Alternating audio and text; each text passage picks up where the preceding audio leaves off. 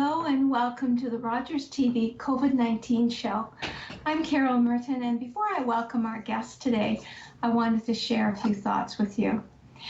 We are at a critical point in our ability to contain the spread of COVID-19 and to protect our residents.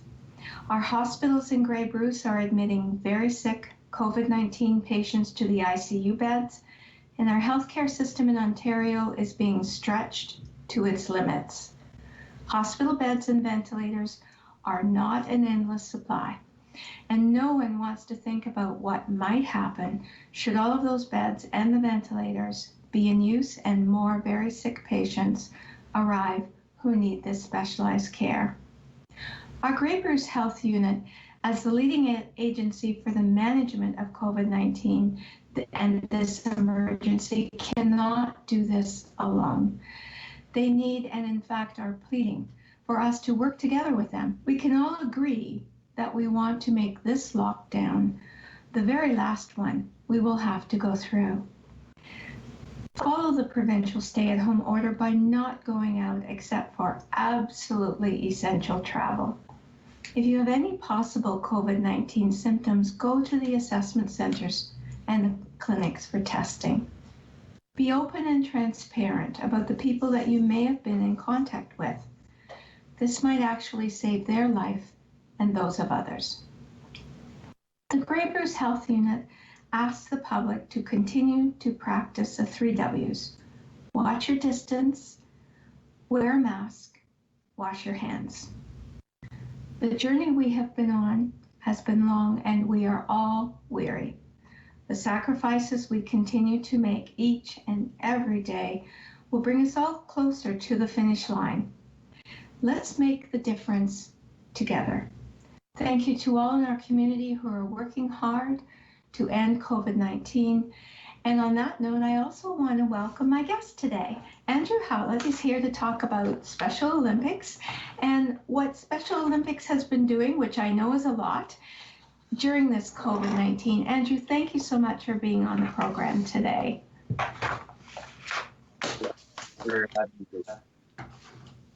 So I'm wondering if you can fill us in a little bit about your role, and then fill us in about Special Olympics. For those who are not familiar with it, what is it? And then what are some of the activities that people have been involved in during COVID-19 to stay healthy and happy? So my role is called community coordinator. If you had another small group, for instance, this might correspond to the president of the club. But in Owen Sound, I'm the community coordinator of Owen Sound Special Olympics. I report to Special Olympics Ontario. We have a district organizer who tells us what we're allowed to do. So, and she participates in all of our meetings to make sure that we're going the same direction that Special Olympics Ontario, Special Olympics around the world is going. There's about 100 volunteers here in Owen Sound that make Special Olympics happen. We've got over a dozen sports, ranging from a curling club that has 4 participants and 2 coaches, to a team which has 75 participants and over a dozen coaches and volunteers. So we've got a wide range of different sports. We have new sports, for instance, equestrian just joined. As far as I know, it's the first Special Olympics equestrian club in Ontario. Robin, and I have these lapses of thought. I can't remember her last name. I'm sorry, Robin. Robin, representative on the council, and they're located there at Oakhaven Equestrian down. And then on the other side, I think the first, I could be wrong, but I think the first Special Olympics team that happened in Owen Sound was the swim team. And that happened. In fact, our most experienced volunteer here in Owen Sound is Willie. I'm sure lots of people in the community know her. And she's volunteered with Special for years, which is so that's kind of our community of people. We have a lot of people We have a wide range of participants with a wide range of abilities. We try to accommodate everyone as possibly can. Special Olympics is intended for people who have an intellectual disability. So everyone probably knows what the Olympics are, obviously. And most people know what the Paralympics are. The Paralympics always happen after the Olympics, and those are the Olympics for people who have a physical disability.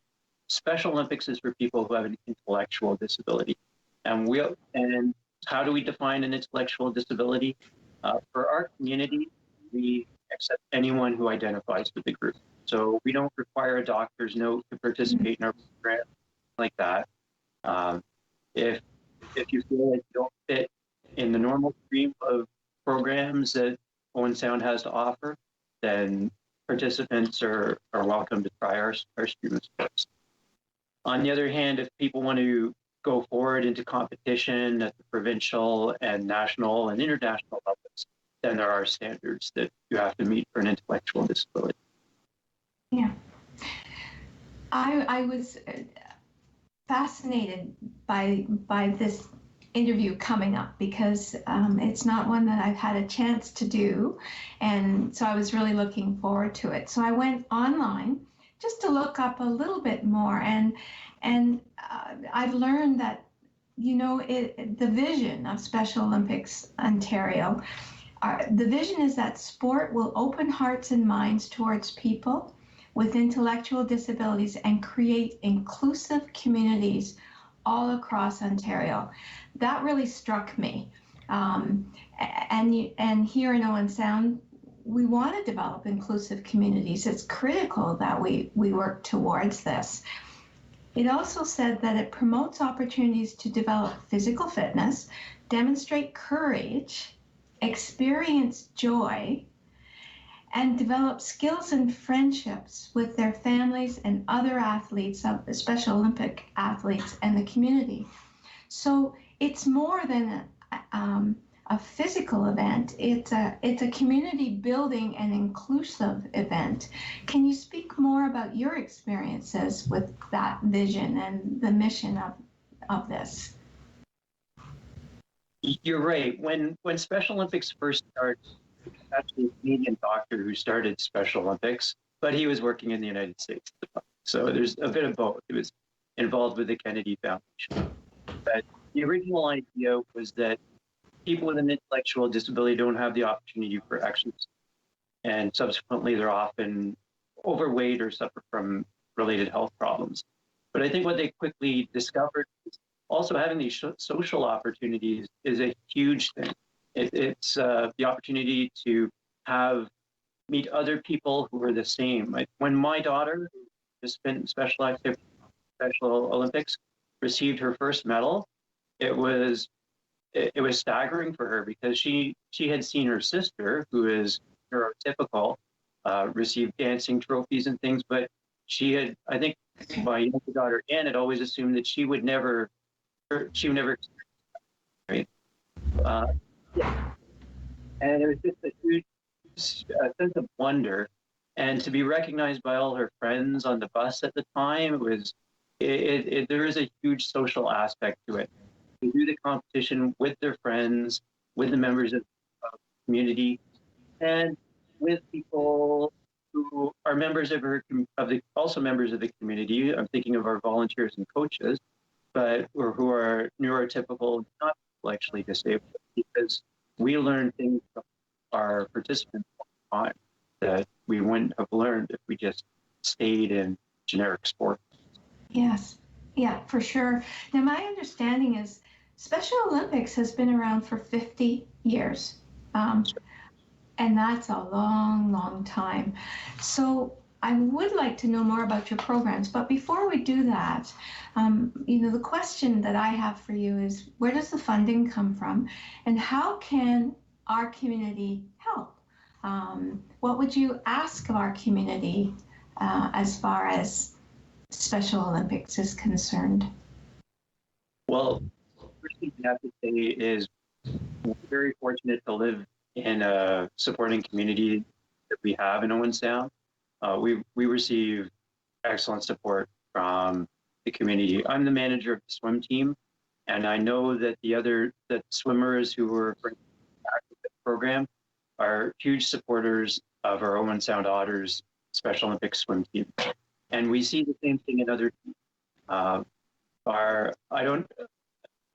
guess I should mention them because our golf team started years ago, and Stone Tree donates all the golf times, the tee times to them, and we just find that sort of support everywhere we go, which is really excellent. I'd say the biggest thing people are inspired to spend time with Special Olympians, then please contact me. You can contact us through our website, or obviously right now is not the best time, but we will be restarting again soon.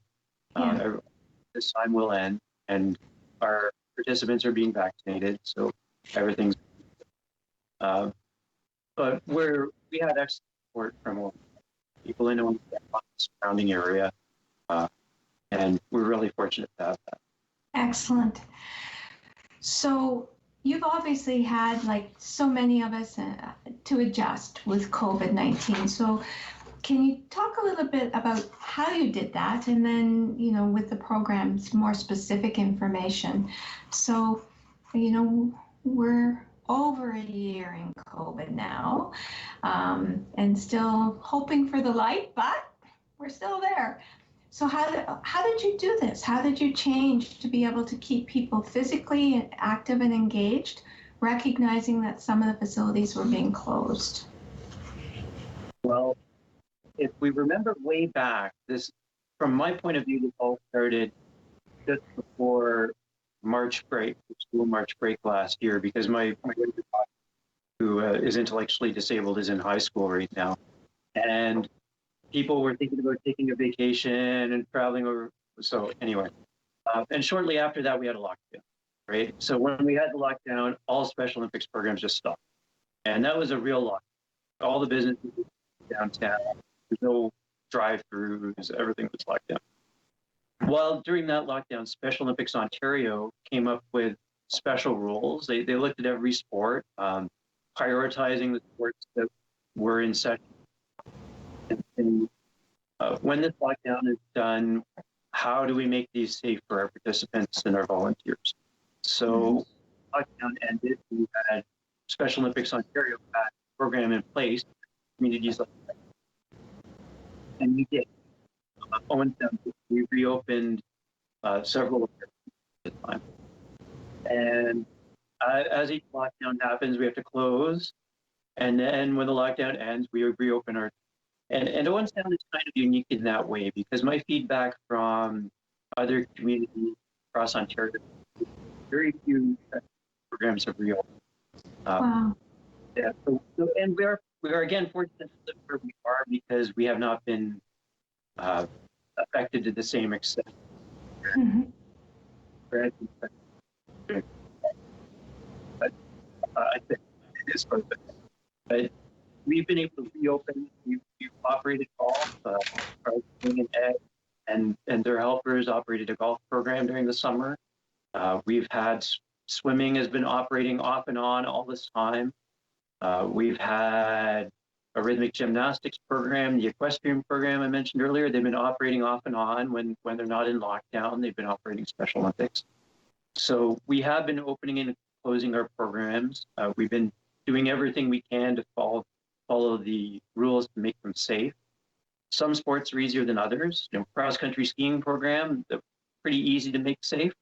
On the other hand, looking at trying to get softball going again, that's harder to make safe. So some are, but we're doing what we can to keep those opportunities available. Yeah. So certainly, just as we talk about the businesses needing to pivot, your Special Olympics program has had to pivot as well. And it's that juggling of what you can and can't do. I'm wondering if you can describe a few of your programming, and I'm assuming, I pulled this from the website, so I'm hopefully accurate. Healthy at Home. So can you talk about the Healthy at Home program first? I can speak a little bit about that. Special Olympics Ontario what realized that many communities would not be able to have any physical in-person activities, right? So in our case, we'd be able to start it, but in many places they can't. And Special Olympics Ontario has to make programs available for everyone in the province. So they had this great idea, a Healthy at Home program. It's all internet-based. And they even provide tablets, iPads for kids to have access to the internet. So, and in this way, there are online workouts. There are discussion groups. There's social events. There's all these things to try to build community online, which is very difficult to build online community, but they've had a lot of success doing that. And I really applaud them for that effort. It's, yeah. And yeah, and basically trying to come at it from a variety of perspectives, because I can imagine how challenging it is. I mean, it's challenging for everyone when all of a sudden you're at home and you just don't have those connections. So the Healthy at Home is using. I really like the idea that they also provide some of the equipment for those who may not have access to that, which is, in other words, everyone across the board has equal access. Some just may need a little more help. That's right. So they'll provide kits. They mail out kits. They mail out pedometers. So they do everything they can to try to support our athletes during this time. Really. Excellent. What are the ages for the individuals here in Owen Sound that might participate in the Special Olympics program? Okay, so officially, Special Olympics starts at 12, age 12. So, and what that means is that if I take the swim club to a swim meet, officially my youngest competitor can be 12 years old. Unofficially, we have some other things. We have a program called Fundamentals, because we recognize that if we want to get these people at 12 years old, we're active and have we want to get them to do it. We have a fundamental program, run, pack, jump. We have a football. We try to, and they win our team with younger athletes. They just do something. So officially to go to a swim meet, 12 years old. Unofficially, I know in the swim team we've accepted athletes as young as. And you may have mentioned this, occasionally just the sound goes out and it's just the internet width, I'm sure. So if you've already mentioned it, sorry, but I'm going to ask you, people can participate in the Special Olympics until what age? Is there any age limit? There's no age. No, there's no age limit. We've had, I remember a soccer player who was a couple of years older than me. I don't want to say how old that is, but you can get my hairline. So, there's I actually don't know. I know that I seem to remember that there was a cross country skier who was in her 70s, but I could be wrong. There's no upper. It's we invite everyone to. Excellent. So there's a few more programs. Reveal Your Champion is a program, and maybe you can speak a little bit. It's a little bit longer. It's a 1-year training program, right? I'm sorry, I don't know that much about Reveal Your Champion. Okay, so we'll go on to the next one then. Like I said, I just pulled them off the internet, and it may be that they're not all offered here in our area either.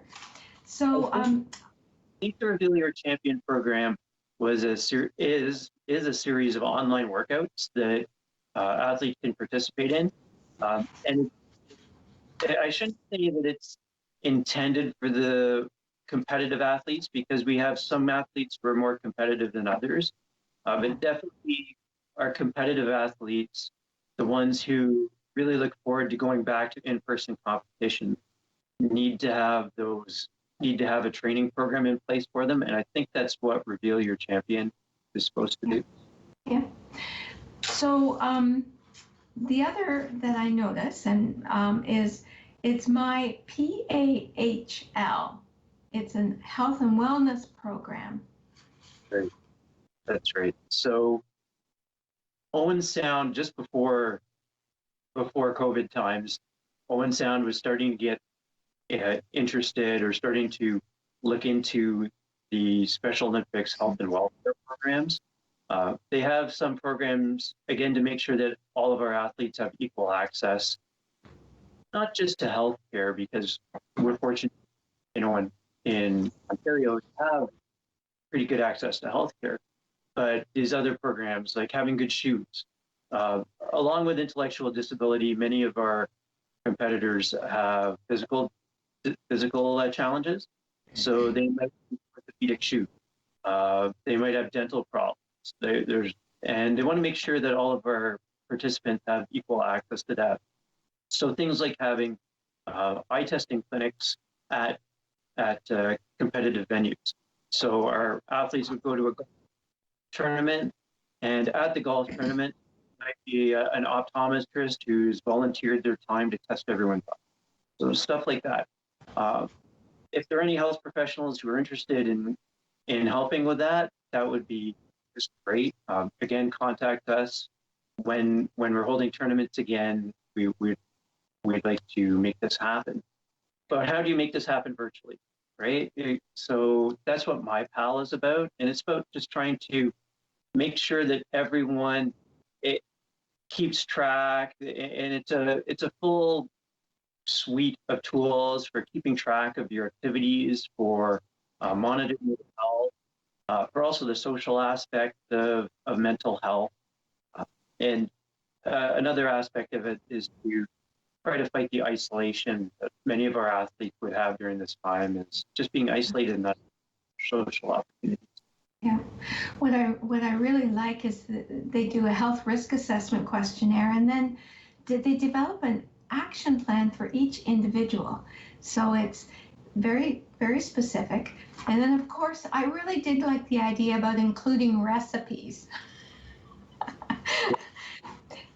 So it really is based on the individual and helping them so they can achieve their best athletic ability by looking at their health.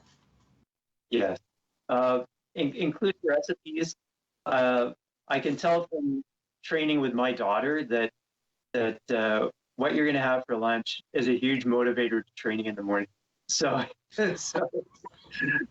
it if training and having a big training session in the morning means that we get a chocolate chip cookie from Tim Hortons at lunch, then she can go 150% all morning, which is great. So having the recipes in there is actually a great motivator for athletes. I think that's it. And certainly I'd be motivated by a chocolate chip cookie, I'm telling you. Totally motivated by chocolate chip cookies. So you mentioned the fundamentals as well, and certainly for the youngest athletes. Is there anything, I know we've got about 4 more minutes in the program, is there anything I haven't asked you that you really want to profile around the Special Olympics, and what you'll do post-COVID? How will you start to open things up, and how will you move forward? Well, we will be opening up our new sports. I have no doubt in my mind that we'll be starting bocce in June. We'll be restarting our swimming program. Golf will come back. So many of our athletes are already vaccinated. Many of our volunteers have already received their first vaccination. Everything is, from my point of view, most of these things are moving forward. We still have our guidelines that we follow to make everything safe. So some sports were more difficult than others, but we're going to make this happen. My big thing is volunteers. Special Olympics in Owen Sound, there's none of us are paid. We have no paid coaches. We have no paid team managers. So the big thing for us is volunteers. That's what limits for participants we can take. So thank you to all of our volunteers. Last week was National Volunteer Week. Thank you to everyone that have. I know that we haven't been in contact for over a year now with many of our volunteers, and I hope everybody comes back. And if anybody is looking for an activity, if you've been watching TV and you feel socially isolated, then please contact us, because we can give you opportunities to meet some really people who are completely appreciative of your time, and we'll have fun outside in a safe way. And volunteers, people may say, well, I don't know anything about Special Olympics or people with intellectual disabilities, so, could I still be considered as a volunteer? And what would you say to them? Absolutely. If you know how to be somebody's friend, you can be a volunteer. That's it. That's all you need to know. And after that, you can choose the level of participation that's comfortable for you. If you want to go to a baseball team and throw a baseball, that's great. If you would just want to sit on the bench and talk to people, that's great. So certainly volunteers are one of the important keys to the success of the program, for sure.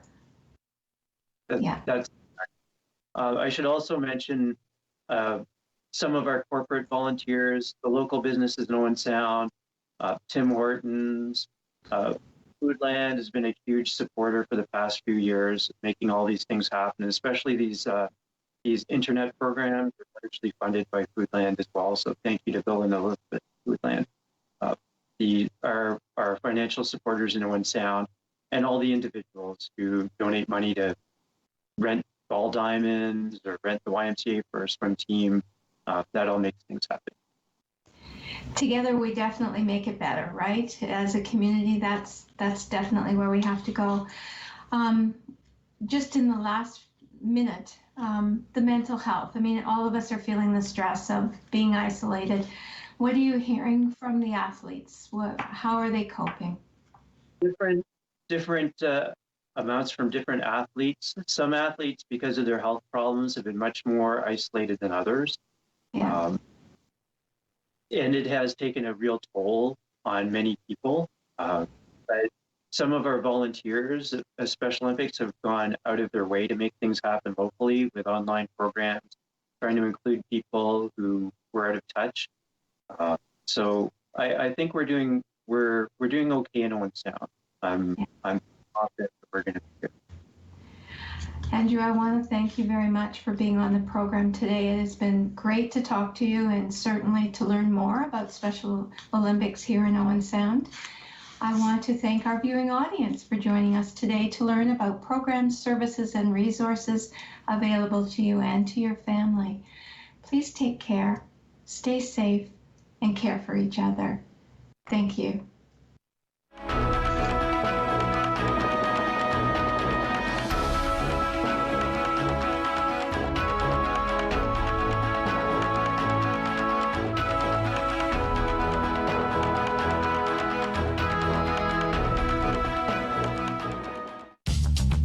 This program is brought to you by Ignite TV.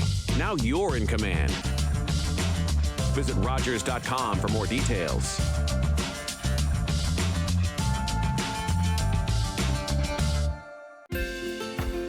Call the Rogers TV viewer response line. Email us or connect with us on social media.